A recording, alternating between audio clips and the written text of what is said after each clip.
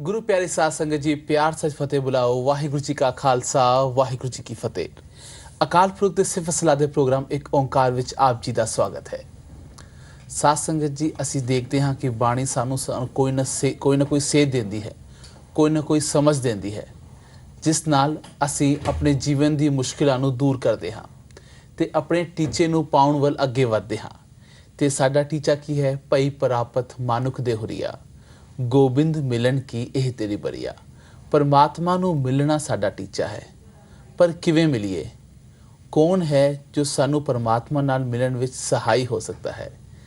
ਤੇ ਅੱਜ ਅਸੀਂ ਗੁਰੂ ਨਾਨਕ ਦੇਵ ਜੀ ਦੀ ਹੀ ਇੱਕ ਤੁਕ ਨੂੰ ਆਪਣੇ ਇਸ ਧਰਮ ਵਿਚਾਰ ਦਾ ਆਧਾਰ ਬਣਾ ਰਹੇ ਹਾਂ, ਜਿਹਦੇ ਵਿੱਚ ਸਾਨੂੰ ਗੁਰੂ ਨਾਨਕ ਦੇਵ ਜੀ ਦੱਸ ਰਹੇ ਨੇ ਕਿ ਸਾਨੂੰ ਕਿਹਨਾਂ ਦਾ ਸੰਗ ਕਰਨਾ ਹੈ, ਕਿਹਨਾਂ ਦੇ ਸਾਥ ਰਹਿਣਾ ਹੈ ਤੇ ਕੌਣ ਹੈ ਜਿਹੜੇ ਪਰਮਾਤਮਾ ਨੂੰ ਸਾਨੂੰ ਮਿਲਾਉਣ ਵਿੱਚ ਮਦਦ ਕਰਦੇ ਨੇ। ਅੱਜ ਅਸੀਂ ਤੁਕ ਲਈ ਹੈ, ਨਾਨਕ ਦੁਨੀਆ ਕੈਸੀ ਹੋਈ, ਸਾਲਕ ਮਿਤਨਾ ਰਹਿਓ ਕੋਈ। ਇਹਦੇ ਵਿੱਚ ਸਾਨੂੰ ਦੁਨੀਆ ਦੀ ਦਸ਼ਾ ਬਾਰੇ ਦੱਸਿਆ ਜਾ ਰਿਹਾ ਹੈ ਕਿ ਗੁਰੂ ਨਾਨਕ ਦੇਵ ਜੀ ਦੱਸਣ ਦੀ ਕੋਸ਼ਿਸ਼ ਕਰਨਗੇ ਕਿ ਕਿਸ ਤਰ੍ਹਾਂ ਦੇ ਹਾਲਾਤ ਅਸੀਂ ਦੁਨੀਆ ਵਿੱਚ ਦੇਖਦੇ ਹਾਂ ਤੇ ਸਾਨੂੰ ਉਸ ਨਾਲ ਕਿਸ ਤਰ੍ਹਾਂ ਨਜਿੱਠਣਾ ਚਾਹੀਦਾ ਹੈ ਤੇ ਪਰਮਾਤਮਾ ਨਾਲ ਮਿਲਣ ਵਾਸਤੇ ਸਾਨੂੰ ਕਦਮ ਕਿਵੇਂ ਚੁੱਕਣੇ ਚਾਹੀਦੇ ਨੇ। ਤੇ ਸਾਡੇ ਨਾਲ ਅੱਜ ਦੇ ਇੱਕ ਓਂਕਾਰ ਦੇ ਸਫ਼ਰ ਵਿੱਚ ਹਮ ਸਫ਼ਰ ਬਣਨ ਵਾਸਤੇ ਮੌਜੂਦ ਨੇ ਗਿਆਨੀ ਜੈਵੀਰ ਸਿੰਘ ਜੀ, ਜਿਹੜੇ ਗੁਰਮਤਿ ਪ੍ਰਚਾਰਕ ਵਜੋਂ ਆਪਣੀ ਸੇਵਾਵਾਂ ਨਿਭਾ ਰਹੇ ਨੇ। ਜੈਵੀਰ ਸਿੰਘ ਜੀ, ਤੁਹਾਡਾ ਇੱਕ ਓਂਕਾਰ ਵਿੱਚ ਬਹੁਤ ਬਹੁਤ ਸਵਾਗਤ ਹੈ। ਵਾਹਿਗੁਰੂ ਜੀ ਕਾ ਖਾਲਸਾ, ਵਾਹਿਗੁਰੂ ਜੀ ਕੀ ਫਤਿਹ। ਆਓ ਸਾਧ ਸੰਗਤ ਜੀ, ਹੁਣ ਸ਼ੁਰੂ ਕਰਦੇ ਹਾਂ ਅੱਜ ਦੀ ਧਰਮ ਵਿਚਾਰ।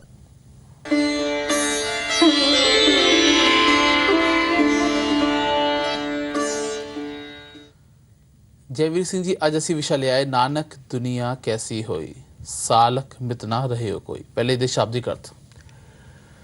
ਗੁਰੂ ਪਿਆਰੀ ਸਾਧ ਸੰਗਤ ਜੀ, ਜਗਤ ਗੁਰੂ ਗੁਰੂ ਨਾਨਕ ਦੇਵ ਜੀ ਮਹਾਰਾਜ ਜੀ ਦੀ ਪਵਿੱਤਰ ਬਾਣੀ ਗੁਰੂ ਗ੍ਰੰਥ ਸਾਹਿਬ ਜੀ ਦੇ ਵਿੱਚ ਆਪ ਜੀ ਨੂੰ ਪਤਾ ਹੋਵੇ 19 ਰਾਗਾਂ ਦੇ ਵਿੱਚ ਮੌਜੂਦ ਹੈ। ਸਤਿਗੁਰੂ ਜੀ ਨੇ ਪਵਿੱਤਰ ਬਾਣੀ ਦੇ ਵਿੱਚ ਬਾਣੀਆਂ ਸਿਰਬਾਣੀ ਤੁਰਕੀ ਬਾਣੀ ਦੇ ਵਿੱਚ ਬਾਰ-ਬਾਰ ਇਸ ਗੱਲ ਦਾ ਜ਼ਿਕਰ ਕੀਤਾ ਹੈ ਕਿ ਕਿਵ ਸਚਿਆਰਾ ਹੋਈ ਹੈ, ਕਿਵ ਕੂੜੈ ਟੁੱਟੇ ਪਾਰ। ਗੱਲ ਕੀਤੀ ਹੈ ਤੁਸੀਂ ਵੀ ਨਾਨਕ ਦੁਨੀਆ ਕੈਸੀ ਹੋਈ, ਕਿਉਂਕਿ ਇੱਥੇ ਨਾਨਕ ਤੇ ਥੋੜ੍ਹਾ ਰੁਕਣਾ ਹੈ। ਨਾਨਕ ਦੁਨੀਆ ਕੈਸੀ ਹੋਈ, ਸਾਲਕ ਮਿਤ ਨਾ ਰਹਿਓ ਕੋਈ। ਕਿ ਇਹ ਨਾਨਕ, ਇਹ ਸੰਸਾਰ ਦੇ ਹਾਲਤ ਨੂੰ ਵੇਖ ਕੇ ਮੈਨੂੰ ਬੜਾ ਅਫਸੋਸ ਵੀ ਹੋ ਰਿਹਾ ਹੈ, ਦੁੱਖ ਵੀ ਹੋ ਰਿਹਾ ਤੇ ਹੈਰਾਨੀ ਵੀ ਹੋ ਰਹੀ ਹੈ। ਇਹ ਦੁਨੀਆ ਹੋ ਕਿਵੇਂ ਦੀ ਗਈ? ਭਾਵ ਕੀ ਹੈ ਕਿ ਇਹ ਦੁਨੀਆ ਦੇ ਲੋਕ, ਜਿਸ ਤਰ੍ਹਾਂ ਤੁਸੀਂ ਪਹਿਲਾਂ ਜ਼ਿਕਰ ਕੀਤਾ ਨਾ ਸ਼ੁਰੂ ਵਿੱਚ ਕਿ ਭਈ ਪ੍ਰਾਪਤ ਮਾਨੁਖ ਦੇ ਹੁਰੀਆ, ਗੋਬਿੰਦ ਮਿਲਣ ਕੀ ਇਹ ਤੇਰੀ ਬਰੀਆ, ਉਸ ਟੀਚੇ ਨੂੰ, ਉਸ ਮਕਸਦ ਨੂੰ, ਉਸ ਮਨੋਰਥ ਨੂੰ ਸਮਝਣ ਤੋਂ ਅਣਜਾਣ ਹੋ ਕੇ, ਜਾਂ ਇਸ ਤਰ੍ਹਾਂ ਕਹਿ ਲਓ ਉਹਦੀ ਸਮਝ ਨਾ ਹੋਣ ਕਰਕੇ ਇਹ ਦੁਨੀਆ ਸਤਿਗੁਰੂ ਜੀ ਨੇ ਬਖਸ਼ਿਸ਼ ਕੀਤੀ ਕੁਰਾਏ ਜਾ ਰਹੀ ਹੈ। ਕਿ ਨਾਨਕ ਦੁਨੀਆ ਕੈਸੀ ਹੋਈ, ਇਹਦੇ ਆਖਰੀ ਅਰਥ ਹਨ ਕਿ ਹੇ ਨਾਨਕ, ਇਹ ਦੁਨੀਆ ਦੇ ਲੋਕਾਂ ਨੂੰ ਹੋ ਕੀ ਗਿਆ ਕਿ ਜਿਸ ਵਾਸਤੇ ਸੰਸਾਰ ਵਿੱਚ ਆਏ ਸੀ, ਜਿਹਨੂੰ ਬਾਣੀ ਬਾਰ-ਬਾਰ ਕਹਿੰਦੀ ਹੈ ਵੀ ਜਾ ਕੋ ਆਏ ਸੋਏ ਬੇਹਾਜੋ। ਜਾਂ ਇਸ ਤਰ੍ਹਾਂ ਕਹਿ ਲਓ ਸਤਿਗੁਰੂ ਜੀ ਨੇ ਬਖਸ਼ਿਸ਼ ਕੀਤੀ ਹੈ ਕਿ ਪ੍ਰਾਣੀ ਤੂੰ ਆਇਆ ਲਾਹਾ ਲੈਣ, ਲੱਗਾ ਕਿਤ ਕੋ ਫਕੜੇ ਸੰਮੁਕਦੀ ਚਲੀ ਰਹਿਣ। ਸੋ ਸਤਿਗੁਰੂ ਜੀ ਇੱਕ ਸਵਾਲ ਕਰ ਰਹੇ ਹਨ ਦੁਨੀਆ ਦੇ ਇੱਕ ਆਮ ਮਨੁੱਖ ਨੂੰ, ਕਿਉਂਕਿ ਸਾਧ ਸੰਗਤ ਜੀ ਸਭ ਨੂੰ ਸਤਿਗੁਰੂ ਜੀ ਦੀ ਬਾਣੀ ਇੱਕ ਨਾਲ ਸਾਥ ਲੈ ਕੇ ਨਹੀਂ ਚੱਲਦੀ। ਸਤਿਗੁਰੂ ਦੀ ਬਾਣੀ ਵਿੱਚ ਵੱਖ-ਵੱਖ ਵਿਚਾਰਾਂ ਵੱਖ-ਵੱਖ ਸਮੇਂ ਸਿਰ ਸਤਿਗੁਰੂ ਸਾਨੂੰ ਬਖਸ਼ਿਸ਼ ਕਰਦੇ ਹਨ। ਸੋ ਇੱਥੇ ਸਭ ਦੀ ਗੱਲ ਨਹੀਂ, ਕਈ ਤਾਂ ਐਸੇ ਵੀ ਹਨ ਜਿਨ੍ਹਾਂ ਨੂੰ ਕਿ ਹਰ ਵੇਲੇ ਇੱਕੋ ਅਵਸਥਾ ਬਣੀ ਰਹਿੰਦੀ ਹੈ ਕਿ ਆਖਾਂ ਜੀਵਾਂ ਵਿਸਰੈ ਮਰ ਜਾਉ। ਪਰ ਇੱਥੇ ਮੇਰੇ ਸਤਿਗੁਰੂ ਜੀ ਨੇ ਉਹਨਾਂ ਲੋਕਾਂ ਦੀ ਗੱਲ ਕੀਤੀ ਹੈ ਜਿਨ੍ਹਾਂ ਨੂੰ ਕਿ ਖਾਣਾ ਪੀਣਾ ਹੱਸਣਾ ਸੋਣਾ ਵਿਸਰ ਗਿਆ ਹੈ ਮਰਨਾ। ਜਾਂ ਇਸ ਤਰ੍ਹਾਂ ਕਹਿ ਲਓ ਕਿ ਉਹਨਾਂ ਦੀ ਲੋਕਾਂ ਦੀ ਗੱਲ ਕੀਤੀ ਹੈ ਕਿ ਰਹਿਣ ਗਵਾਈ ਸੋਏ ਕੈ, ਦਿਵਸ ਗਵਾਇਆ ਖਾਏ। ਸੋ ਇੱਥੇ ਗੱਲ ਚੱਲ ਰਹੀ ਹੈ ਕਿ ਨਾਨਕ ਦੁਨੀਆ ਕੈਸੀ ਹੋਈ, ਕਿ ਇਹ ਨਾਨਕ ਇਹ ਦੁਨੀਆ ਦੇ ਲੋਕਾਂ ਨੂੰ ਹੋ ਕੀ ਗਿਆ ਕਿ ਮੈਂ ਇਹਨਾਂ ਵੱਲ ਵੇਖ ਕੇ ਬੜਾ ਅਫਸੋਸ ਵੀ ਹੋ ਰਿਹਾ, ਦੁੱਖ ਵੀ ਹੋ ਰਿਹਾ, ਕਿਉਂਕਿ ਇਹਨਾਂ ਨੂੰ ਚਾਹੀਦਾ ਇਹ ਸੀ ਕਿ ਰਮਈਆ ਕੇ ਗੁਣਚੇਤ ਪੁਰਾਣੀ, ਕਵਨ ਮੂਲ ਤੇ ਕਵਨ ਦ੍ਰਿਸ਼ਟਾਣੀ। ਸੋ ਨਾਨਕ ਦੁਨੀਆ ਕੈਸੀ ਹੋਈ, ਸਾਲਕ ਮਿਤ ਨਾ ਰਹਿਓ ਕੋਈ। ਕਿ ਹੈ ਨਾਨਕ, ਇਹ ਦੁਨੀਆ ਨੂੰ ਕੀ ਹੋ ਗਿਆ? ਮੈਨੂੰ ਕੋਈ ਸਾਲਕ ਦਾ ਅਰਥ ਹੈ ਕੋਈ ਐਸਾ ਸੰਤ, ਕੋਈ ਐਸਾ ਗੁਰਮੁਖ ਪਿਆਰਾ, ਕੋਈ ਗੁਰਮਤ ਗਾਡੀ ਰਾਹ ਪਾਉਂਦੀ, ਰੱਬ ਦੀ ਜਿਹੜੀ ਪਰਮਾਤਮਾ ਵਾਹਿਗੁਰੂ ਦੀ ਵਿਚਾਰਧਾਰਾ ਦੇ ਨਾਲ ਜੁੜਾ ਹੋਇਆ ਕੋਈ ਇਨਸਾਨ ਮੈਂ ਨਜ਼ਰ ਨਹੀਂ ਆ ਰਿਹਾ। ਕਿਉਂ ਨਹੀਂ ਆ ਰਿਹਾ? ਕਿਉਂਕਿ ਸੰਸਾਰ ਦੇ ਆਮ ਲੋਕਾਂ ਦੀ ਜਿਹੜੀ ਹੈ ਗੱਲ ਕੀਤੀ ਹੈ ਕਿ ਉਹਨਾਂ ਨੂੰ ਕੇਵਲ ਸੰਸਾਰ ਦੇ ਵਿੱਚ ਰਹਿ ਕੇ ਖਾਣ ਪੀਣ ਦੀਆਂ ਹੋਰ ਗੱਲਾਂ ਤਾਂ ਯਾਦ ਹਨ, ਪਰ ਵਾਹਿਗੁਰੂ ਦਾ ਨਾਮ ਚੇਤੇ ਨਹੀਂ ਹੈ। ਸੋ ਇੱਥੇ ਸਾਧ ਸੰਗਤ ਗੁਰੂ ਨਾਨਕ ਦੇਵ ਜੀ ਮਹਾਰਾਜ ਬੜਾ ਆਮ ਕੋਮਨ ਸਵਾਲ ਕਰ ਰਹੇ ਹਨ ਕਿ ਨਾਨਕ ਦੁਨੀਆ ਕੈਸੀ ਹੋਈ, ਕਿ ਇਹ ਨਾਨਕ ਇਹ ਦੁਨੀਆ ਦੇ ਲੋਕਾਂ ਨੂੰ ਕੀ ਹੋ ਗਿਆ। ਇਹ ਦੁਨੀਆ ਦੇ ਲੋਕ ਕੁਰਾਏ ਪੈਂਦੇ ਜਾ ਰਹੇ ਹਨ ਕਿ ਸਾਲਕ ਮਿੱਤ ਨਾ ਰਹਿਓ ਕੋਈ ਐਸਾ ਮਿੱਤਰ ਸੱਜਣ ਮੈਨੂੰ ਨਜ਼ਰ ਨਹੀਂ ਆ ਰਿਹਾ ਜਿਹੜਾ ਕਿ ਆਪ ਵੀ ਜਪੇ ਤੇ ਹੋਰਨਾਂ ਨੂੰ ਵੀ ਜਪਾਏ। ਕਿਉਂਕਿ ਸਾਧ ਸੰਗਤ ਸਤਿਗੁਰੂ ਜੀ ਦੀ ਪਵਿੱਤਰ ਬਾਣੀ ਵਿੱਚ ਆਪ ਜੀ ਸਮਝਦੇ ਹੋ ਇੱਕ ਵਾਰੀ ਨਹੀਂ ਬੇਅੰਤ ਵਾਰੀ ਇਸ ਤਰ੍ਹਾਂ ਦੀਆਂ ਵਿਚਾਰਾਂ ਸਾਡੇ ਸਾਹਮਣੇ ਆਈਆਂ ਹਨ। ਸਤਿਗੁਰੂ ਜੀ ਨੇ ਸਭ ਤੋਂ ਵੱਧ ਜ਼ੋਰ ਇਸੇ ਗੱਲ ਤੇ ਦਿੱਤਾ ਹੈ ਕਿ ਆਪ ਵੀ ਜਪਣਾ ਹੈ ਤੇ ਹੋਰਨਾਂ ਨੂੰ ਵੀ ਜਪਣਾ ਹੈ। ਇਹ ਨਹੀਂ ਹੋਣਾ ਚਾਹੀਦਾ ਕਿ ਆਪ ਜਪੀਏ ਨਾ ਤੇ ਹੋਰਨਾਂ ਨੂੰ ਉਪਦੇਸ਼ ਕਰੀਏ। ਯਾਨੀ ਲੋਕਾਂ ਦੀ ਜਿਹੜੀ ਮਾਨਸਿਕ ਹਾਲਾਤ ਹੈ, ਜਿਹੜੀ ਅਧਿਆਤਮਿਕਤਾ ਦਾ ਇੱਕ ਲੈਵਲ ਹੈ, ਉਸ ਨੂੰ ਗੁਰੂ ਨਾਨਕ ਦੇਵ ਜੀ ਸਮਝਾਉਣ ਦੀ ਸਾਡੀ ਕੋਸ਼ਿਸ਼ ਕਰ ਰਹੇ ਨੇ ਕਿ ਕਿਸ ਤਰ੍ਹਾਂ ਦਾ ਇਸ ਵੇਲੇ ਸਾਡੇ ਰੁਝੇਵੇਂ, ਸਾਡੇ ਮੋਹ, ਸਾਡੇ ਇੱਕ ਬੰਧਨ ਅਜਿਹੇ ਹੁੰਦੇ ਨੇ ਕਿ ਅਸੀਂ ਆਪਣੇ ਮੁੱਖ ਟੀਚੇ ਪਰਮਾਤਮਾ ਨੂੰ ਮਿਲਣ ਦੇ ਜਿਹੜੇ ਟੀਚੇ ਤੋਂ ਉਸ ਤੋਂ ਪਰੇ ਹੋ ਜਾਣੇ। ਤੇ ਇਸ ਤੇ ਗੁਰੂ ਨਾਨਕ ਦੇਵ ਜੀ ਇੱਕ ਦੁੱਖ ਸਾਡੇ ਸਾਂਝਾ ਕਰ ਰਹੇ ਨੇ। ਮਤਲਬ ਉਹਨਾਂ ਦੀ ਜਿਹੜੀ ਸੱਚਾਈ ਹੈ ਨਾ ਉਹ ਸਤਿਗੁਰੂ ਸਾਡੇ ਸਾਹਮਣੇ ਕਰ ਰਹੇ ਹਨ। ਕਿਉਂਕਿ ਵੇਖੋ ਸਭ ਦੀ ਗੱਲ ਤਾਂ ਨਹੀਂ, ਪਰ ਬਹੁਤਿਆਂ ਦੀ ਫਿਰ ਗੱਲ ਉੱਥੇ ਆ ਜਾਂਦੀ ਹੈ। ਬਹੁਤਿਆਂ ਦੀ ਹਾਲਤ ਇਹੀ ਹੈ ਕਿ ਦਾਤ ਪਿਆਰੀ ਵਿਸਰਿਆ ਦਾ ਤਾਰਾ। ਸੋ ਇੱਥੇ ਮੇਰੇ ਸਤਿਗੁਰੂ ਨੇ ਬੜੀ ਸੌਖੀ ਗੱਲ ਕੀਤੀ ਹੈ ਕਿ ਹੇ ਨਾਨਕ, ਮੈਂ ਸਭ ਨੂੰ ਤਾਂ ਨਹੀਂ ਕਹਿੰਦਾ, ਪਰ ਦੁਨੀਆ ਵਿੱਚ ਐਸੇ ਬੜੇ ਲੋਕ ਹਨ ਜਿਨ੍ਹਾਂ ਨੂੰ ਇਸ ਗੱਲ ਦਾ ਅਹਿਸਾਸ ਨਹੀਂ ਹੈ ਕਿ ਅਸੀਂ ਕਰਨ ਕੀ ਆਏ ਹਾਂ, ਸਾਡਾ ਆਉਣ ਦਾ ਮਕਸਦ ਕੀ, ਅਸੀਂ ਕਿੱਥੋਂ ਆਏ ਹਾਂ, ਕਿਸ ਲਈ ਆਏ ਹਾਂ, ਕਿਵੇਂ ਆਏ ਹਾਂ, ਕਦੋਂ ਤੱਕ ਆਏ ਹਾਂ, ਸਾਨੂੰ ਕਰਨਾ ਕੀ ਚਾਹੀਦਾ, ਅਸੀਂ ਕਰ ਕੀ ਰਹੇ ਹਾਂ। ਦੇਖੋ ਜਿਨ੍ਹਾਂ ਨੂੰ ਸਮਝ ਲੱਗ ਗਈ ਉਹਨਾਂ ਨੂੰ ਮੁਬਾਰਕਾਂ, ਉਹਨਾਂ ਨੂੰ ਤਾਂ ਮਹਾਰਾਜ ਨੇ ਬਖਸ਼ਿਸ਼ ਕੀਤੀ ਹੈ ਵੀ ਧੰਨ ਧੰਨ ਧੰਨ ਜਨ ਆਇਆ ਜਿਸ ਪ੍ਰਸਾਦ ਸਭ ਜਗਤ ਤਰਾਇਆ। ਕਿਉਂਕਿ ਜਨ ਆਵਨ ਕਾ ਯਹ ਸੁਆਉ ਜਨ ਕੈ ਸੰਗ ਚਿਤਾਵੈ ਨਾ। ਉਹਨਾਂ ਦੀ ਤਾਂ ਗੱਲ ਕੀਤੀ ਨਹੀਂ। ਇੱਥੇ ਮੇਰੇ ਸਤਿਗੁਰੂ ਨੇ ਉਹਨਾਂ ਲੋਕਾਂ ਦੀ ਗੱਲ ਕੀਤੀ ਹੈ ਜਿਨ੍ਹਾਂ ਨੂੰ ਕਿ ਇਹ ਸੰਸਾਰ ਵਿੱਚ ਰਹਿ ਕੇ ਇਸ ਗੱਲ ਦਾ ਅਹਿਸਾਸ ਨਹੀਂ ਹੁੰਦਾ ਕਿ ਘਰ ਘਰ ਇਹੋ ਪਾਹੁਚਾ ਸਦੜੇ ਨਿਤ ਪਵਨ ਸੱਦਣ ਹਾਰਾ ਸਿਮਰੀਏ ਨਾਨਕ ਸੇ ਦਿਆਵਨ, ਕਿ ਉਹ ਦਿਨ ਸਾਡੇ ਨੇੜੇ ਨੂੰ ਆ ਰਹੇ ਹਨ। ਸੋ ਇੱਥੇ ਫਿਰ ਉਸ ਗੱਲ ਆਈਏ ਕਿ ਨਾਨਕ ਦੁਨੀਆ ਕੈਸੀ ਹੋਈ ਸਾਲਕ ਮਿਤ ਨਾ ਰਹਿਓ ਕੋਈ, ਕਿ ਹੇ ਨਾਨਕ ਇਹ ਦੁਨੀਆ ਦੇ ਲੋਕਾਂ ਨੂੰ ਹੋ ਕਿ ਇਸ ਤਰ੍ਹਾਂ ਕਹਿ ਲਓ ਸਾਧ ਸੰਗਤ ਕਿ ਗੁਰੂ ਨਾਨਕ ਸਾਹਿਬ ਆਪਣੇ ਦਿਲ ਦਾ ਦਰਦ ਦੁਨੀਆ ਦੇ ਨਾਲ ਸਾਂਝਾ ਕਰ ਰਹੇ ਹਨ। ਕਿਉਂਕਿ ਵੇਖੋ ਜਿਹੜਾ ਸੱਚਾ ਮਹਾਂਪੁਰਖ ਹੋਏਗਾ, ਪਰਮਾਤਮਾ ਦੇ ਨਾਲ ਜੁੜੀ ਹੋਈ ਜਿਹੜੀ ਰੂਹ ਹੋਏਗੀ ਨਾ, ਉਹਦੀ ਕੋਸ਼ਿਸ਼ ਇਹੀ ਹੁੰਦੀ ਹੈ ਕਿ ਸਭ ਦਾ ਭਲਾ ਹੋਵੇ। ਕਿਉਂਕਿ ਐਸੇ ਮਹਾਂਪੁਰਖ ਜਿਹੜੇ ਹਨ ਉਹ ਸਰਬਤ ਦੇ ਭਲੇ ਦੀ ਗੱਲ ਕਰਦੇ ਹਨ। ਇਸੇ ਤਰ੍ਹਾਂ ਸਤਿਗੁਰ ਦੀ ਬਾਣੀ ਸਾਧ ਸੰਗਤ ਆਪਾਂ ਨੂੰ ਬਾਰ-ਬਾਰ ਪੁਕਾਰ ਕੇ ਸਮਝਾਉਂਦੀ ਹੈ ਕਿ ਅਸੀਂ ਉਠਾ ਬੈਠ ਵੀ ਜਾਂ ਬਹਿਸਕ ਵੀ ਉਹਨਾਂ ਨਾਲ ਕਰਨੀ ਹੈ ਜਿਨ੍ਹਾਂ ਨੂੰ ਇਸ ਗੱਲ ਦਾ ਅਹਿਸਾਸ ਹੋ ਜਾਏ ਕਿ ਅਸੀਂ ਦੁਨੀਆ ਵਿੱਚ ਆਏ ਕਿਉਂ ਹਾਂ। ਤਾਂ ਹੀ ਸਾਲਕ ਦੀ ਗੱਲ ਵੀ ਕੀਤੀ ਗਈ, ਇੱਥੇ ਮਿੱਤ ਵੀ ਕਿਹਾ ਗਿਆ ਹੈ। ਦੋਨੋਂ ਇੱਕੋ ਹੀ ਖੇਡ ਹੈ। ਸਾਲਕ ਦਾ ਭਾਵ ਸੰਤ ਕਹਿ ਲਓ, ਮਹਾਂਪੁਰਖ ਕਹਿ ਲਓ, ਗੁਰਮੁਖ ਕਹਿ ਲਓ, ਜਾਂ ਉਸ ਅਵਸਥਾ ਜ਼ਿਕਰ ਕਰ ਲਓ ਜਿਹੜੇ ਆਪ ਵੀ ਜਪਦੇ ਹਨ ਤੇ ਹੋਰਨਾਂ ਨੂੰ ਪ੍ਰੇਰਣਾ ਕਰਦੇ ਹਨ। ਤੇ ਮਿੱਤ ਦਾ ਭਾਵ ਮਿੱਤਰ। ਗੁਰੂ ਨਾਨਕ ਸਾਹਿਬ ਨੇ ਬਖਸ਼ਿਸ਼ ਕੀਤੀ ਵੀ ਮੈਨੂੰ ਐਸਾ ਮਿੱਤਰ ਕੋਈ ਨਜ਼ਰ ਨਹੀਂ ਆ ਰਿਹਾ। ਕਿਉਂਕਿ ਵੇਖੋ ਬਾਣੀ ਦੇ ਵਿੱਚ ਹਰ ਪੱਖ ਸਾਡੇ ਸਾਹਮਣੇ ਰੱਖਿਆ ਹੈ।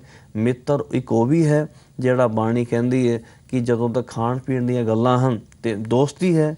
ਦੂਜੇ ਪਾਸੇ ਸਤਿਗੁਰੂ ਨੇ ਮਿੱਤਰ ਰੱਬ ਨੂੰ ਵੀ ਕਿਹਾ ਹੈ। ਤਾਂ ਹੀ ਮੇਰੇ ਸਤਿਗੁਰੂ ਨੇ ਬਾਣੀ ਵਿੱਚ ਇਹ ਗੱਲ ਆਖੀ ਹੈ, ਜਾ ਕਾ ਮੀਤ ਸਾਜਨ ਹੈ ਸਮੀਆਂ ਤਿਸ ਜਨ ਕੋ ਕਾ ਕੀ ਕਮੀਆਂ। ਦੂਜੇ ਪਾਸੇ ਇਹ ਜਗ ਮੀਤ ਨਾ ਦੇਖਿਓ ਕੋਈ। ਸੋ ਇਸ ਤੇ ਗੱਲ ਚੱਲ ਰਹੀ ਹੈ ਕਿ ਨਾਨਕ ਦੁਨੀਆ ਕੈਸੀ ਹੋਈ ਸਾਲਕ ਮਿਤ ਨਾ ਰਹਿਓ ਕੋਈ, ਕਿ ਹੇ ਨਾਨਕ ਬੜੀ ਹੈਰਾਨੀ ਹੁੰਦੀ ਹੈ, ਅਫਸੋਸ ਹੁੰਦਾ ਹੈ, ਦੁੱਖ ਵੀ ਹੁੰਦਾ ਹੈ ਕਿ ਦੁਨੀਆ ਦੇ ਲੋਕ ਕਿਸ ਪਾਸੇ ਜਾ ਰਹੇ ਹਨ, ਇਹਨਾਂ ਨੂੰ ਕਰਨਾ ਕੀ ਚਾਹੀਦਾ ਸੀ, ਕਰ ਕੀ ਰਹੇ ਹਨ। ਜਿਹੜੇ ਕਰ ਰਹੇ ਹਨ ਉਹਨਾਂ ਨੂੰ ਮੁਬਾਰਕਾਂ, ਜਿਹੜੇ ਨਹੀਂ ਕਰ ਰਹੇ ਸਤਿਗੁਰੂ ਨੇ ਬਖਸ਼ਿਸ਼ ਕੀਤੀ ਭਾਈ ਸਮਾਂ ਹੈ, ਜੇਕਰ ਇਸ ਸਮੇਂ ਨੂੰ ਸੰਭਾਲੋਗੇ ਤਾਂ ਹੀ ਤੁਸੀਂ ਆਪਣਾ ਇਹ ਲੋਕ ਸੁਖੀ ਕਰਕੇ ਪਰਲੋਕ ਵਿੱਚ ਜਾ ਸਕਦੇ ਹੋ। ਕਿਉਂਕਿ ਪਰਮਾਤਮਾ ਸਭ ਨੂੰ ਵੇਖ ਰਿਹਾ। ਕਿੰਨੇ ਪਿਆਰੇ ਬੋਲ ਸਾਧ ਸੰਗਤ, ਕਈਆਂ ਨੇ ਸਰਵਣ ਕਰ ਵੀ ਲਏ ਹੋਣਗੇ, ਕਈ ਕਰ ਰਹੇ ਹੋਣਗੇ, ਕਈ ਕਰਨਗੇ ਕਿ ਚਿੱਤੈ ਅੰਦਰ ਸਭ ਕੋ ਵੇਖ ਨਦਰੀ ਹੇਠ ਚਲਾ ਜਾਂਦਾ। ਪਰਮਾਤਮਾ ਦੀ ਨਜ਼ਰ ਤੋਂ ਆਪਾਂ ਬਚ ਨਹੀਂ ਸਕਦੇ। ਮੈਂ ਵੀ ਵਿੱਚ ਹੀ ਹਾਂ, ਆਪਾਂ ਸਾਰੇ ਇਸ ਗੱਲ ਨੂੰ ਸਮਝਦੇ ਹਾਂ।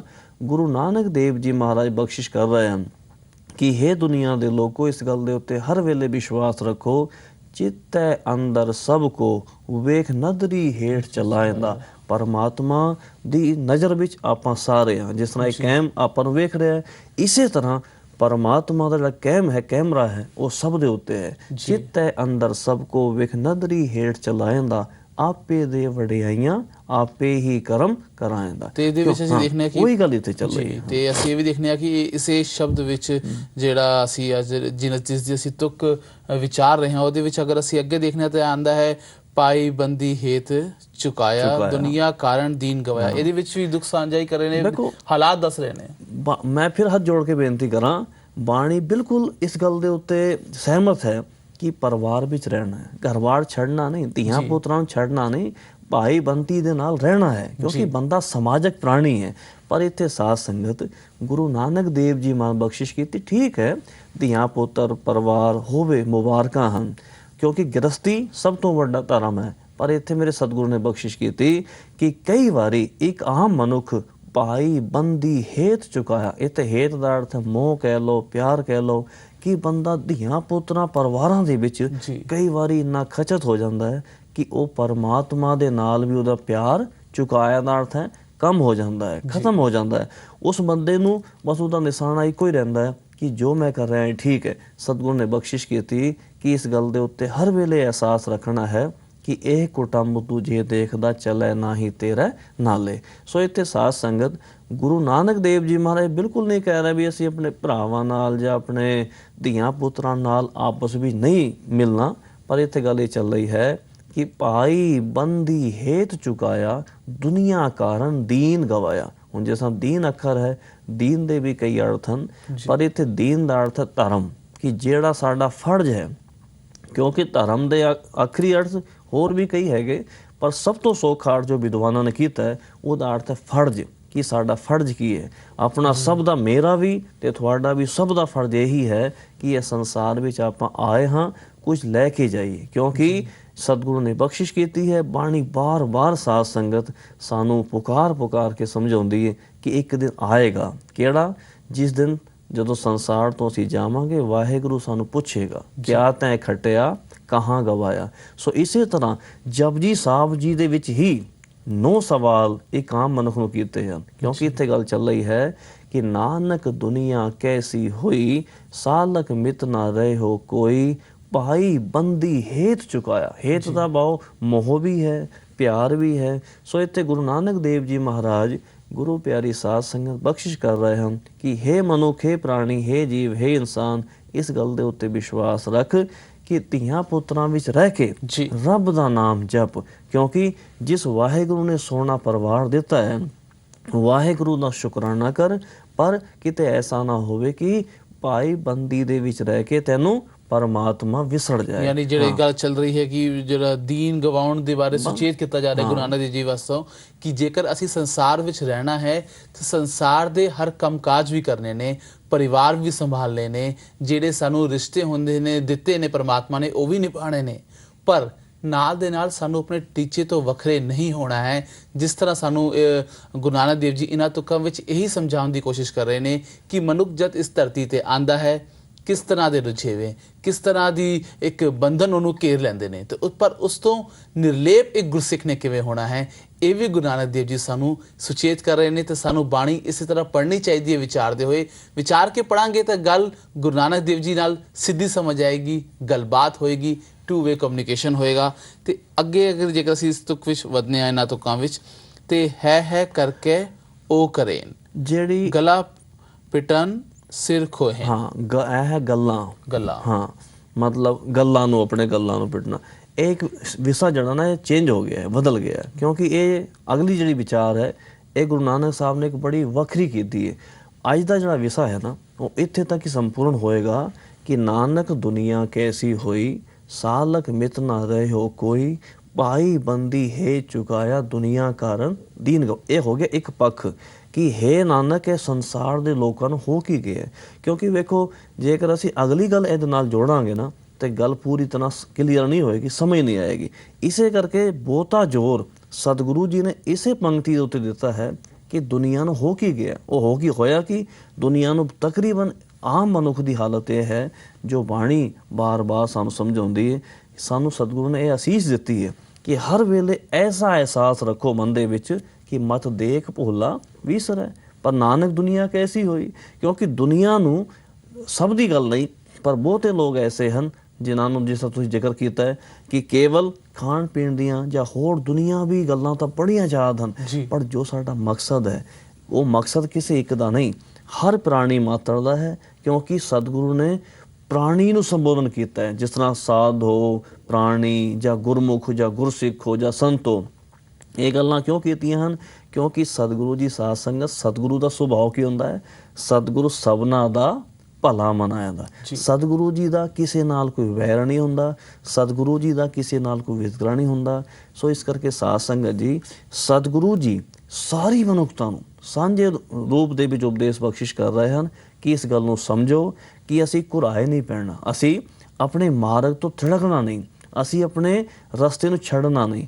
ਅਸੀਂ ਹਰ ਵੇਲੇ ਇਸ ਗੱਲ ਦਾ ਅਹਿਸਾਸ ਰੱਖਣਾ ਹੈ ਕਿ ਕਿਵ ਸਚਿਆਰਾ ਹੋਈ ਹੈ, ਕਿਵ ਕੂੜੇ ਟੁੱਟੇ ਪਾਲ। ਸੋ ਅਗਲੀ ਗੱਲ ਜਿਹੜੀ ਆਪ ਜੀ ਨੇ ਪੜ੍ਹੀ ਹੈ ਕਿ ਉਹ ਹੈ ਕਿ ਜਦੋਂ ਮਨੁੱਖ ਦੀ ਡੈਥ ਹੁੰਦੀ ਹੈ, ਮੌਤ ਹੋ ਜਾਂਦੀ ਹੈ, ਇਹ ਉਸ ਵੇਲੇ ਦੀ ਗੱਲਾਂ ਹਨ ਕਿ ਇਹ ਭਾਈ ਬੰਤੀ, ਇਹ ਧੀਆਂ ਪੁੱਤਰ, ਇਹ ਰਿਸ਼ਤੇਦਾਰ, ਮਨੁੱਖ ਜਦੋਂ ਤੱਕ ਤੂੰ ਸੰਸਾਰ ਵਿੱਚ ਹਨ ਤੇਰੇ ਸਾਰੇ ਆਪਣੇ ਹਨ। ਪਰ ਹੁੰਦਾ ਕਿ ਜਦੋਂ ਮਨੁੱਖ ਦੀ ਮੌਤ ਹੋ ਜਾਂਦੀ, ਉੱਥੇ ਮੇਰੇ ਗੁਰੂ ਨਾਨਕ ਸਾਹਿਬ ਨੇ ਬਖਸ਼ਿਸ਼ ਕੀਤੀ ਹੈ ਦਾ ਅਰਥ ਹੈ ਹਾਏ ਹਾਏ ਕਰਨਾ।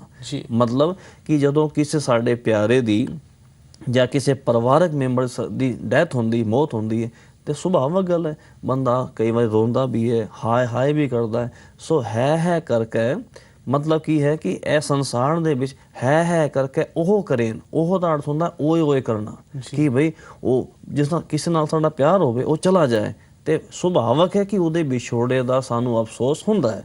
ਗੱਲਾਂ ਪਿੱਟਣ, ਇੱਥੇ ਗੱਲਾਂ ਦਾ ਅਰਥ ਹੈ ਕਈ ਵਾਰੀ ਬੰਦਾ ਆਪਣੇ ਕਿਸੇ ਪਿਆਰੇ ਦੇ ਵਿਜੋਗ ਵਿੱਚ ਇੰਨਾ, ਸਾਧ ਸੰਗਤ ਆਪ ਜੀ ਸਮਝਦੇ ਹੋ, ਇੰਨਾ ਦੁਖੀ ਮਹਿਸੂਸ ਕਰਦਾ ਆਪਣੇ ਆਪ ਨੂੰ ਕਿ ਆਪਣੇ ਮੂੰਹ ਦੇ ਉੱਤੇ ਆਪ ਚਪੇੜਾਂ ਮਾਰਦਾ ਹੈ। ਗੱਲਾਂ ਪਿੱਟਣ, ਆਪਣੀਆਂ ਗੱਲਾਂ ਨੂੰ ਪਿੱਟਦਾ ਹੈ ਤੇ ਸਿਰ ਖੋਹਣ ਦਾ ਭਾਵ ਸਮਝਦੇ ਹੋ, ਆਪਣੇ ਨਾ ਬਾਲਾਂ ਨੂੰ ਵੀ, ਕੇਸਾਂ ਨੂੰ ਵੀ ਪਕੜ ਕੇ ਖਿੱਚਦਾ ਹੈ। ਮੁੱਕਦੀ ਗੱਲ ਕਿ ਜਦੋਂ ਕਿਸੇ ਪਿਆਰੇ ਦੀ ਮੌਤ ਹੁੰਦੀ ਹੈ ਜਾਂ ਕੋਈ ਸਾਡਾ ਜੀਵਨ ਦਾ ਕੋਈ ਪ੍ਰੇਮੀ ਜਾਂ ਕੋਈ ਪਰਿਵਾਰ ਦਾ ਜੀ ਸਾਡੇ ਤੋਂ ਵੱਖ ਹੁੰਦਾ ਹੈ ਤੇ ਅਸੀਂ ਉਹਦੇ ਵਿਛੋੜੇ ਨੂੰ ਬਰਦਾਸ਼ਤ ਨਹੀਂ ਕਰ ਪਾਉਂਦੇ। ਇਸ ਕਰਕੇ ਗੁਰੂ ਨਾਨਕ ਸਾਹਿਬ ਨੇ ਬਖਸ਼ਿਸ਼ ਕੀਤੀ ਕਿ ਇਸ ਨਾਲ ਕੀਚੈ ਦੋਸਤੀ ਸਭ ਜਗ ਚੱਲਣ ਹਾਰ, ਕਿਉਂਕਿ ਨਾਨਕ ਦੁਨੀਆ ਕੈਸੀ ਹੋਈ। ਸੋ ਸਾਧ ਸੰਗਤ ਜੀ, ਹੱਥ ਜੋੜ ਕੇ ਬੇਨਤੀ ਇਹੀ ਹੈ, ਗੁਰੂ ਨਾਨਕ ਦੇਵ ਜੀ ਮਹਾਰਾਜ ਬਖਸ਼ਿਸ਼ ਕਰਨੀ ਚਾਹ ਰਹੇ ਹਨ ਕਿ ਹੈ ਮਨੁੱਖ ਸੰਸਾਰ ਵਿੱਚ ਰਹਿ, ਪਰਿਵਾਰ ਵਿੱਚ ਰਹਿ, ਜ਼ਿੰਮੇਵਾਰੀਆਂ ਨਿਭਾ, ਪਰ ਇਸ ਗੱਲ ਦਾ ਹਰ ਵੇਲੇ ਅਹਿਸਾਸ ਰੱਖ ਕਿ ਗੁਰਾ ਇੱਕ ਦੇਹ ਬੁਝਾਈ, ਸਭਨਾ ਜੀਆਂ ਕਾ ਇੱਕ ਦਾਤਾ, ਸੋ ਮੈਂ ਬਿਸਰ ਨਾ ਜਾਏ। ਕਿ ਸਤਿਗੁਰੂ ਜੀ ਮੈਨੂੰ ਐਸੀ ਅਸੀਸ ਦਿਓ, ਮੈਂ ਦੁਨੀਆ ਦੇ ਮਗਰ ਨਾ ਚੱਲਾਂ, ਦੁਨੀਆ ਦੇ ਮੇਰੇ ਮਗਰ ਚੱਲੇ। ਭਾਵ ਕੀ ਹੈ ਕਿ ਅਸੀਂ ਭੇਟਾ ਚਾਲ ਨਹੀਂ ਕਰਨੀ, ਅਸੀਂ ਦੁਨੀਆ ਕੀ ਕਰ ਰਹੀ ਹੈ ਸਾਨੂੰ ਨਹੀਂ ਪਤਾ, ਅਸੀਂ ਕੀ ਕਰ ਰਹੇ ਹਾਂ। ਕਿਉਂਕਿ ਅਕਸਰ ਕੀ ਹੁੰਦਾ ਹੈ, ਆਮ ਮਨੁੱਖ ਦੀ, ਜਿਸ ਤਰ੍ਹਾਂ ਕਿ ਬਿੱਲੀ ਹੈ, ਬਿੱਲੀ ਦੀ ਅੱਧੀ ਉਮਰ ਸੌਣ ਦੇ ਵਿੱਚ ਗੁਜ਼ਰ ਜਾਂਦੀ ਹੈ। ਇਸੇ ਤਰ੍ਹਾਂ ਇੱਕ ਆਮ ਮਨੁੱਖ ਦੀ, ਸਭ ਦੀ ਗੱਲ ਨਹੀਂ, ਇੱਕ ਆਮ ਮਨੁੱਖ ਦੀ ਜ਼ਿੰਦਗੀ ਸਾਧ ਸੰਗਤ ਇਹਨਾਂ ਗੱਲਾਂ ਦੇ ਵਿੱਚ ਹੀ ਗੁਜ਼ਰ ਜਾਂਦੀ ਹੈ। ਫਲਾਣਾ ਕੀ ਕਰ ਰਿਹਾ ਹੈ, ਫਲਾਣੇ ਨੇ ਕੀ ਕੀਤਾ ਹੈ, ਅਸੀਂ ਉਸ ਪਾਸੇ ਧਿਆਨ ਨਹੀਂ ਦੇਣਾ। ਅਸੀਂ ਤਾਂ ਹਰ ਵੇਲੇ ਆਪਣੇ ਮਨ ਦੇ ਵਿੱਚ ਝਾਤੀ ਮਾਰਨੀ ਹੈ ਕਿ ਬੰਦੇ ਖੋਜ ਦਿਲ ਹਰ ਰੋਜ਼ ਇਸ ਗੱਲ ਦੀ ਖੋਜ ਕਰਨੀ ਹੈ ਕਿ ਨਾਨਕ ਦੁਨੀਆ ਕੈਸੀ ਹੋਈ, ਕਿ ਹੈ ਨਾਨਕ ਇਹ ਦੁਨੀਆ ਘੁਰਾਏ ਪੈਂਦੀ ਜਾ ਰਹੀ ਹੈ।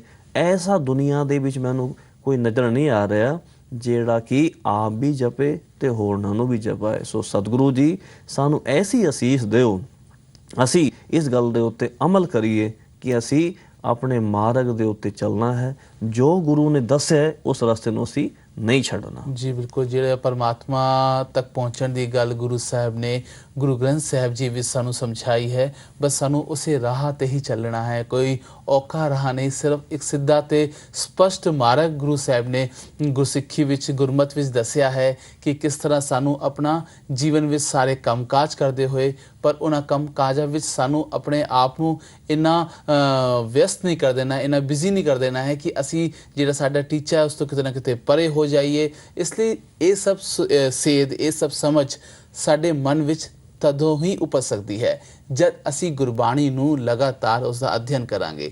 ਜੇਕਰ ਅਸੀਂ ਗੁਰਬਾਣੀ ਦਾ ਅਧਿਐਨ ਕਰਦੇ ਰਹਾਂਗੇ, ਸਾਨੂੰ ਨਵਾਂ ਰੂਪ ਗੁਰਬਾਣੀ ਦਾ, ਨਵੀਂ ਸਿੱਖਿਆ ਸਾਨੂੰ ਗੁਰਬਾਣੀ ਦੀ ਸਮਝ ਪਏਗੀ। ਗੁਰਬਾਣੀ ਵਿੱਚ ਸਾਨੂੰ ਕਈ ਮੁਸ਼ਕਿਲਾਂ ਦਾ ਸਮਾਧਾਨ ਮਿਲਦਾ ਹੈ, ਕਈ ਤਰੀਕਿਆਂ ਵਿੱਚ ਅਸੀਂ ਉਲਝ ਜਾਂਦੇ ਹਾਂ, ਜਾਂ ਸਾਡੇ ਮਨ ਵਿੱਚ ਕੋਈ ਵੀ ਇੱਕ ਵੱਡੀ ਉਲਝਣ ਹੁੰਦੀ ਹੈ ਤਾਂ ਇੱਕ ਗੁਰਸਿੱਖ ਕੀ ਕਰਦਾ ਹੈ, ਉਹ ਹੁਕਮਨਾਮਾ ਲੈਂਦਾ ਹੈ, ਹੁਕਮਨਾਮੇ ਦੇ ਰਾਹੀਂ ਗੱਲ ਨੂੰ ਸਮਝਣ ਦੀ ਕੋਸ਼ਿਸ਼ ਕਰਦਾ ਹੈ ਤੇ ਅਰਦਾਸ ਵੀ ਕਰਦਾ ਹੈ ਕਿ ਇਸ ਤਰ੍ਹਾਂ ਹੀ ਉਹਦੇ ਜੀਵਨ ਵਿੱਚ ਉਲਝਣਾ ਸੁਲਝਦੀਆਂ ਰਹਿਣ ਗੁਰਬਾਣੀ ਦੀ ਟੇਕ ਲੈ ਕੇ।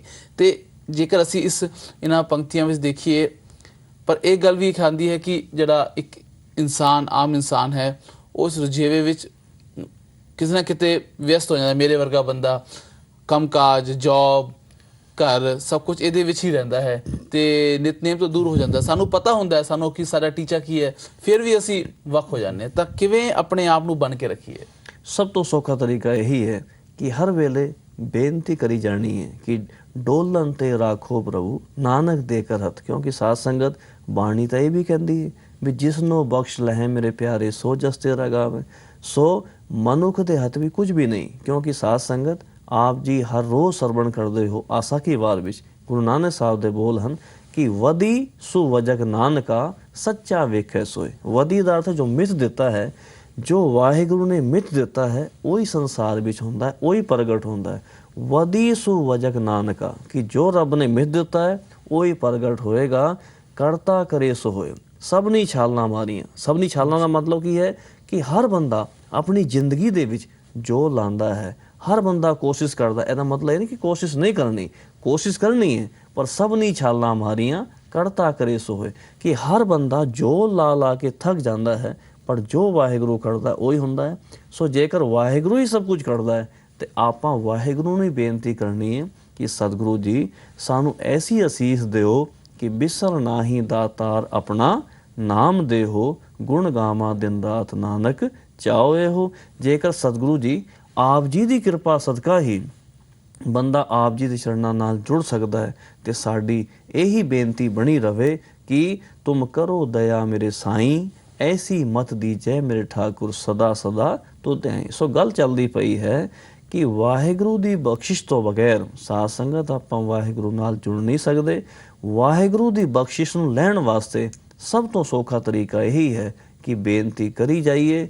ਬੇਨਤੀਆਂ ਕਰਕੇ ਹੀ ਵਾਹਿਗੁਰੂ ਦੀ ਰਹਿਮਤ ਹੁੰਦੀ ਹੈ। ਸੋ ਗੁਰੂ ਨਾਨਕ ਦੇਵ ਜੀ ਮਹਾਰਾਜ ਬਖਸ਼ਿਸ਼ ਕਰ ਰਹੇ ਹਨ ਕਿ ਨਾਨਕ ਦੁਨੀਆ ਕੈਸੀ ਹੋਈ, ਸਾਲਕ ਮਿਤ ਨਾ ਰਹੇ ਹੋ ਕੋਈ, ਭਾਈ ਬੰਦੀ ਹੈ ਚੁਕਾਇਆ ਦੁਨੀਆ ਕਾਰਨ ਦੀਨ ਗਵਾ। ਇਹ ਪੰਕਤੀਆਂ ਬਾਣੀ ਦੇ ਵਿੱਚ ਹੋਰ ਵੀ ਕਈ ਰੂਪਾਂ ਵਿੱਚ ਸਾਨੂੰ ਸਤਿਗੁਰੂ ਨੇ ਬਖਸ਼ਿਸ਼ ਕੀਤੀਆਂ ਹਨ। ਜਿਸ ਤਰ੍ਹਾਂ ਕਬੀਰ ਸਾਹਿਬ ਦੀ ਬਾਣੀ ਹੈ ਜਾਂ ਹੋਰ ਭਗਤਾਂ ਦੀ ਬਾਣੀ, ਉਹਦੇ ਵਿੱਚ ਵੀ ਜ਼ਿਕਰ ਆਇਆ ਹੈ ਕਿ ਦੀਨ ਵਿਸਾਰੇ ਉਰੇ ਦੀਵਾਨੇ, ਦੀਨ ਵਿਸਾਰੇ ਉਰੇ ਕਿ ਹੇ ਬੰਦੇ ਤੂੰ ਆਪਣਾ ਧਰਮ ਨਾ ਵਿਸਾਰ, ਆਪਣੇ ਧਰਮ ਨੂੰ ਤੂੰ ਵਿਸਾਰ ਦਿੱਤਾ ਹੈ। ਤੇਰਾ ਮਕਸਦ ਕੀ ਹੈ, ਤੇਰਾ ਫਰਜ਼ ਕੀ ਹੈ, ਤੇਰਾ ਦੁਨੀਆ ਵਿੱਚ ਆਉਣ ਦਾ ਟੀਚਾ ਕੀ ਹੈ, ਮਨੋਰਥ ਕੀ ਹੈ, ਇਸ ਗੱਲ ਨੂੰ ਸਮਝ ਲੈ। ਔਰ ਹਰ ਰੋਜ਼ ਗੁਰੂ ਦੇ ਸਨਮੁਖਾ ਦੋਵੇਂ ਹੱਥ ਜੋੜ ਕੇ ਬੇਨਤੀ ਕਰਿਆ ਕਰ, ਸਾਮਤ ਦੇਹੋ ਦਇਆਲ ਪ੍ਰਭ ਜਿਤ ਤੁਮੇ ਅਰਾਧਾ। ਕਿ ਸਤਿਗੁਰੂ ਜੀ ਮੈਨੂੰ ਐਸੀ ਅਸੀਸ ਦਿਓ ਕਿ ਮੈਨੂੰ ਨਹੀਂ ਪਤਾ ਸੰਸਾਰ ਵਿੱਚ ਮੈਂ ਕਦੋਂ ਤੱਕ ਰਹਿਣਾ ਹੈ, ਪਰ ਜਦੋਂ ਤੱਕ ਵੀ ਰਵਾਂ ਸਤਿਗੁਰੂ ਜੀ ਆਪ ਜੀ ਦੀ ਬਾਣੀਆਂ ਸਿਰ ਬਾਣੀ ਧੁਰ ਕੀ ਬਾਣੀ ਦੀ ਵਿਚਾਰ ਨਾਲ ਜੁੜਿਆ ਰਵਾਂ। ਕਿਉਂਕਿ ਬਾਣੀ ਹੀ, ਜਿਸ ਤਰ੍ਹਾਂ ਜਸਪਾਲ ਜੀ ਨੇ ਗੱਲ ਕੀਤੀ ਹੈ, ਬਾਣੀ ਹੀ ਸਾਡੀ ਜ਼ਿੰਦਗੀ ਦੇ ਸਾਰੇ ਸਵਾਲਾਂ ਨੂੰ ਦੂਰ ਕਰਦੀ ਹੈ, ਸਾਰੇ ਸਵਾਲਾਂ ਦਾ ਜਵਾਬ ਦਿੰਦੀ ਹੈ। ਸਾਰੇ ਜੀਵਨ ਦੇ ਜਿਹੜੇ ਸ਼ੰਕੇ ਹਨ ਸਾਧ ਸੰਗਤ ਬਾਣੀ ਹੀ ਦੂਰ ਕਰਦੀ ਹੈ।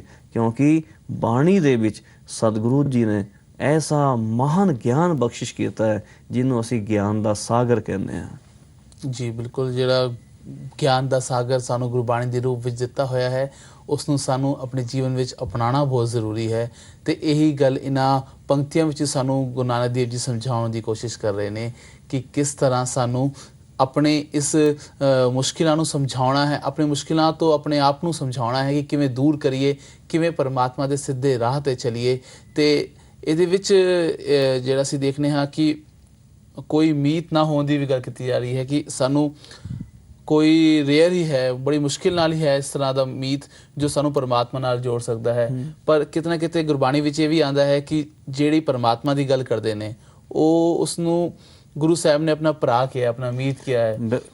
ਬੜਾ ਸਤਿਕਾਰ ਦਿੱਤਾ ਹੈ। ਇੱਥੋਂ ਤੱਕ ਹੈ, ਜਨ ਨਾਨਕ ਧੂੜ ਮੰਗੈ ਤਿਸ ਗੁਰ ਸਿੱਕੀ, ਜੋ ਆਪ ਜਪੈ ਅਵਰੈ ਨਾਮ। ਕਿਉਂਕਿ ਜੋ ਆਪ ਜਪੈ, ਕਿਤੇ ਐਸਾ ਨਾ ਹੋਵੇ ਕਿ ਆਪ ਨਾ ਜਪੇ ਤੇ ਹੋਰਨਾਂ ਨੂੰ ਜਪਾਏ, ਉਹਦੇ ਵਿੱਚ ਵੀ ਠੀਕ ਨਹੀਂ। ਕਿਉਂਕਿ ਆਵਰ ਉਪਦੇਸ ਹੈ, ਆਪ ਨਾ ਕਰੇ ਆਵਤ ਜਾਵਤ ਜਨਮੈ ਮਰੈ। ਸੋ ਇਹ ਤੇ ਗੱਲ ਚੱਲ ਰਹੀ ਹੈ ਕਿ ਵਾਹਿਗੁਰੂ ਮੈਨੂੰ ਐਸਾ ਮਿੱਤਰ, ਕਿਉਂਕਿ ਸਹੀ ਪਿਆਰੇ ਮੇਲ ਜਿਨਾ ਮਿਲਿਆ ਤੇਰਾ ਨਾਮ ਚਿਤਾਵੇ। ਜਦ ਬਾਣੀ ਕਹਿੰਦੀ ਹੈ ਸੱਚੀ ਬੈਸਕ ਤਿਨਾ ਸੰਗ ਜਿਨ ਸੰਗ ਜਪੀਏ ਨਾਉ, ਕਿ ਵਾਹਿਗੁਰੂ ਮੈਨੂੰ ਐਸਾ ਕੋਈ ਮਿੱਤਰ, ਕੋਈ ਗੁਰਮੁਖ ਗਾਡੀ ਰਾਹ ਦਾ ਪਾਂਦੀ ਮਿਲ ਜਾਏ ਜਿਹੜਾ ਮੈਨੂੰ ਤੇਰੇ ਨਾਲ ਜੋੜ ਦਵੇ, ਕਿਉਂਕਿ ਕੋਈ ਜਨ ਹਰ ਸਿਉ ਦੇਵੇ ਜੋਰ। ਜੀ ਬਿਲਕੁਲ। ਤੇ ਸਾਧ ਸੰਗਤ ਜੀ, ਆਸ ਕਰਦੇ ਹਾਂ ਕਿ ਇਸ ਧਰਮ ਵਿਚਾਰ ਤੋਂ ਤੁਸੀਂ ਵੀ ਕੋਈ ਨਾ ਕੋਈ ਸੇਧ ਜ਼ਰੂਰ ਲਓਗੇ, ਅਸੀਂ ਵੀ ਕੋਈ ਨਾ ਕੋਈ ਸੇਧ ਜ਼ਰੂਰ ਲਾਂਗੇ। ਤੇ ਇਹ ਜਿਹੜੀ ਪਰਮਾਤਮਾ ਦੀ ਗੱਲ ਗੁਰੂ ਸਾਹਿਬਾਨ ਨੇ ਆਪਣੀ ਬਾਣੀ ਵਿੱਚ ਸਮਝਾਈ ਹੈ, ਉਸ ਨੂੰ ਅਸੀਂ ਸਮਝਣ ਦੀ ਕੋਸ਼ਿਸ਼ ਕਰਾਂਗੇ। ਤੇ ਆਓ ਹੁਣ ਸਿਰਫ ਧਰਮ ਵਿਚਾਰ ਨੂੰ ਤੇ ਸੰਕੋਚਨੇ ਹਾਂ।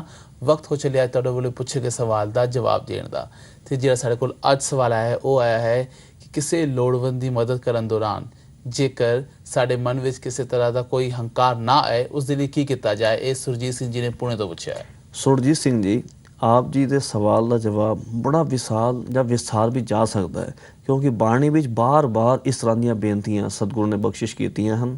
ਪਰ ਸਭ ਤੋਂ ਸੌਖਾ ਜਵਾਬ ਇਹੀ ਹੈ ਕਿ ਹੰਕਾਰ ਨਾ ਆਏ। ਸਭ ਤੋਂ ਸੌਖਾ ਇਹਦਾ ਜਵਾਬ ਇਹ ਹੈ ਕਿ ਹੰਕਾਰ ਤਾਂ ਹੀ ਨਹੀਂ ਆਏਗਾ ਜਦੋਂ ਸਾਨੂੰ ਇਸ ਗੱਲ ਦਾ ਅਹਿਸਾਸ ਹੋਵੇ ਕਿ ਮੇਰਾ ਮੁਝ ਮੈਂ ਕਿਛ ਨਹੀਂ, ਜੋ ਕਿਛ ਹੈ ਸੋ ਤੇਰਾ। ਸੋ ਵਾਹਿਗੁਰੂ, ਜੇਕਰ ਮੇਰਾ ਕੁਝ ਹੈ ਹੀ ਨਹੀਂ ਤੇ ਮੈਂ ਕਿਸੇ ਨੂੰ ਕੀ ਦੇ ਸਕਦਾ?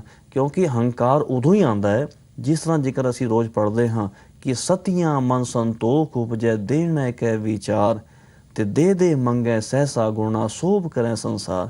ਜਿਸ ਬੰਦੇ ਨੂੰ ਆਪਣੀ ਸ਼ੋਭਾ ਦੀ ਜਾਂ ਵਡਿਆਈ ਦੀ ਭੁੱਖ ਹੋਏਗੀ, ਉਸ ਬੰਦੇ ਨੂੰ ਹੀ ਹੰਕਾਰ ਮਨ ਵਿੱਚ ਆਉਂਦਾ ਹੈ। ਸੋ ਹੰਕਾਰ ਨਾ ਆਏ, ਉਸ ਲਈ ਸਭ ਤੋਂ ਸੌਖਾ ਤਰੀਕਾ ਇਹੀ ਹੈ ਕਿ ਵਾਹਿਗੁਰੂ ਜਿਸ ਕੀ ਵਸਤ ਤਿਸ ਆਗੇ ਰੱਖੈ, ਤੇ ਪ੍ਰਭ ਕੀ ਆਗਿਆ ਮਾਨੈ ਮਤ ਹੈ। ਕਿ ਵਾਹਿਗੁਰੂ ਮੈਂ ਦਾਤਾਰ ਨਹੀਂ ਹਾਂ, ਮੈਂ ਦਾਤਾ ਨਹੀਂ ਹਾਂ, ਇਹ ਤਾਂ ਤੇਰੀ ਕਿਰਪਾ ਨਾਲ ਸਤਿਗੁਰੂ ਮੈਂ ਕਿਸੇ ਦੀ ਸੇਵਾ ਕਰਨ ਜੋਗਾ ਹੋਇਆ ਹਾਂ। ਸੋ ਹੰਕਾਰ ਨਾ ਆਵੇ, ਇਹਦੇ ਵਾਸਤੇ ਸਭ ਤੋਂ ਸੌਖਾ ਤਰੀਕਾ ਇਹੀ ਹੈ ਕਿ ਇਸ ਗੱਲ ਦੇ ਉੱਤੇ ਹਰ ਵੇਲੇ ਅਮਲ ਕਰੀਏ ਔਰ ਵਿਸ਼ਵਾਸ ਬਣਾਈਏ ਕਿ ਵਾਹਿਗੁਰੂ ਮੇਰਾ ਤਾਂ ਹੈ ਹੀ ਕੁਝ ਨਹੀਂ, ਇਹ ਸਰੀਰ ਵੀ ਮੇਰਾ ਆਪਣਾ ਨਹੀਂ ਹੈ, ਇਸ ਕਰਕੇ ਮੈਂ ਕਿਸੇ ਨੂੰ ਕੀ ਦੇ ਸਕਦਾ ਹਾਂ।